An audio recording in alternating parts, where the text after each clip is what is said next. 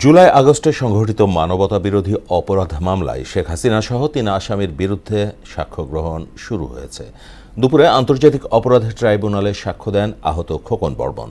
এর আগে সূচনা বক্তব্যে আসামিদের সর্বোচ্চ শাস্তির দাবি জানান অ্যাটর্নি জেনারেল ও চিফ প্রসিকিউটর। তারা বলেন, শেখ হাসিনার বিচার এমনভাবে করতে হবে যাতে মানব সভ্যতার ইতিহাসে নজির হয়ে থাকে। আরও জানাচ্ছেন কাজী পাপ্পু।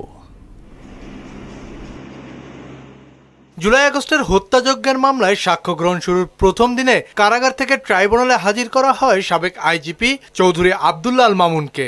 আসামি থেকে রাজসাক্ষী হওয়ার পর এটিই তার প্রথম হাজিরা। হেলমেট, হাতকড়া কিংবা বুলেট প্রুফ জ্যাকেট ছাড়া তাকে অনেকটা রিল্যাক্স দেখা যায়। শেখ হাসিনা ও আসাদুজ্জামান খান কামালের বিরুদ্ধে সাক্ষ্য গ্রহণ শুরুর আগে সূচনা বক্তব্য দেন রাষ্ট্রের সর্বোচ্চ আইন কর্মকর্তা। বলেন, বিশ্বের স্বৈরাচারদের সমিতি করা হলে শেখ হাসিনা হতেন এর সভাপতি। পৃথিবীর ইতিহাসে যত স্বৈরশাসক আছেন তাদের যদি কোনো সমিতি করা হয়, সেই স্বৈরশাসকদের সমিতিতে নিশ্চিতভাবেই শেখ হাসিনা ওয়াদের সভাপতিত্ব করতে পারবেন।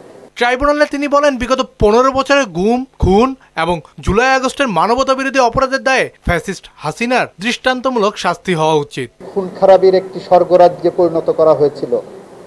গোয়েবেলস যদি বেঁচে থাকতো তাহলে হয়তো তৎকালীন প্রধানমন্ত্রী, আজকের আসামি শেখ হাসিনা ওয়াজেদের কাছে গোয়েবেলস তার হাতে খড়ি নিতে আসতেন, মিথ্যা বলা কিভাবে যায় এবং মিথ্যার উপর পিএইচডি করা যায়। আমরা চাই শেখ হাসিনার বিরুদ্ধে যাতে কোনো ক্যাঙ্গারু কোর্টের মাধ্যমে বিচার না হয়।